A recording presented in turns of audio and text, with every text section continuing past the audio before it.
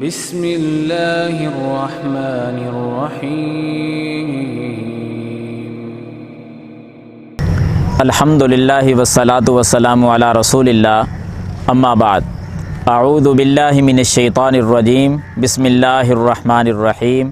فمن زحزح عن النار وادخل الجنۃ فقد فاز۔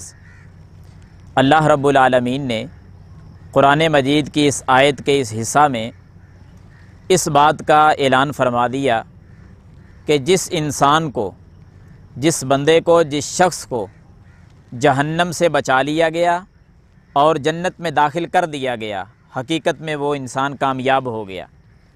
یعنی حقیقی کامیاب انسان کون ہے؟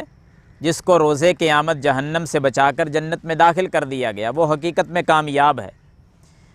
اب ایک سوال ذہن میں آتا ہے کہ مالک کائنات اللہ رب العالمین نے جس انسان کو کامیاب کہہ دیا ہے، کیا ہم اس کامیابی کو حاصل کر سکتے ہیں؟ زندگی میں کون سا ایسا کام ہم کر جائیں کہ یہ کامیابی میرے اور آپ کے حصے میں بھی آ جائے؟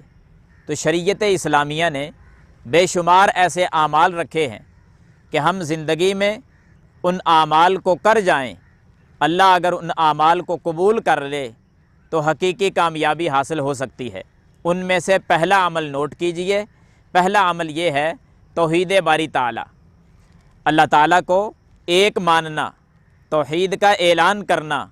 دلیل کے طور پر صحیح مسلم کو پڑھ لو، نبی مکرم صلی اللہ علیہ وسلم نے ارشاد فرمایا، من شاہد اللہ الہ الا اللہ وان محمد الرسول اللہ حرم اللہ علیہ النار، کہ جس انسان نے یہ گواہی دے دی کہ اللہ کے علاوہ کوئی اور معبود برحق نہیں، اسی طرح محمد صلی اللہ علیہ وسلم اللہ کے رسول ہیں، جس نے اس بات کی گواہی دے دی، اللہ نے اس شخص پر جہنم کی آگ کو حرام کر دیا ہے، یعنی وہ بندہ جہنم سے بچ گیا۔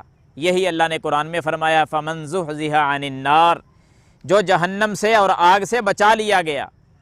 دوسرا حصہ قرآن کا، وادخل الجنۃ، اور وہ جنت میں داخل کر دیا گیا، وہ کامیاب ہے۔ توحید باری تعالیٰ کی وجہ سے انسان جہنم سے بچایا جا رہا ہے۔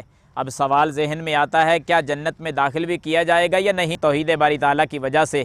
تو حضرات احادیث کی روشنی میں جواب سنیے۔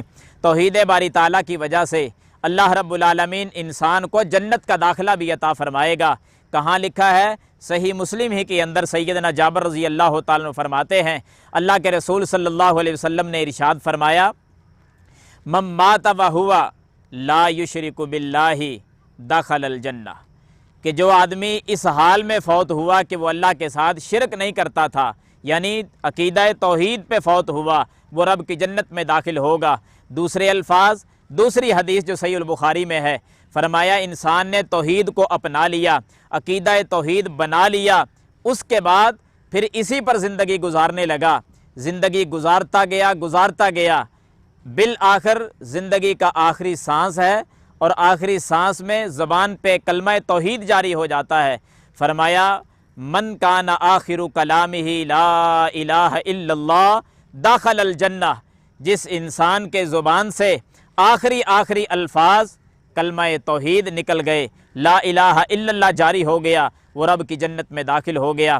حضرات ایک اور بات ذہن میں آتی ہے کہ بعض دفعہ انسان توحید پہ زندگی گزارتا ہے، ساری زندگی لوگوں کے تانے بھی سنے، بڑی بڑی باتیں بھی آئیں، ساری برداشت کرتا رہا، اللہ کی توحید کی وجہ سے زندگی اسی پہ گزارتا رہا، موت آنے لگی، عقیدہ توحید تھا، لیکن بیماری کی شدت کی وجہ سے زبان سے کچھ کہہ ہی نہیں سکتا، کلمہ جاری نہیں ہو سکتا۔ حضرات کوئی حرج نہیں، صحیح مسلم کے اندر حدیث موجود ہے، فرمایا، من مات وہو یعلم انہ لا الہ الا اللہ داخل الجنہ، جو آدمی فوت ہوتے ہوئے دل کے اندر یہ خیال بھی رکھتا تھا کہ میرا رب ایک ہے، میں اسی عقیدے پہ فوت ہو رہا ہوں، زبان سے کلمہ جاری نہ بھی ہو سکا، دل میں اگر خیال پکا ہے کہ رب ایک ہے، اس کا کوئی شریک نہیں، تو بندہ پھر بھی جنت میں داخل ہوگا۔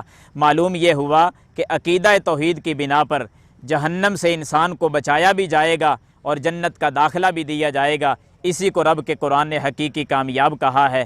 حضرات آئیں اور حقیقی کامیابی کو حاصل کریں، جہنم سے بچ کر جنت کا داخلہ نصیب ہو جائے گا۔ اللہ تعالی ہم سب کو عقیدہ توحید پر زندہ رکھے، جب موت آئے تو کلمہ توحید نصیب فرما کر جہنم سے بچا کر جنت کا داخلہ نصیب فرما دے۔ آمین یا رب العالمین۔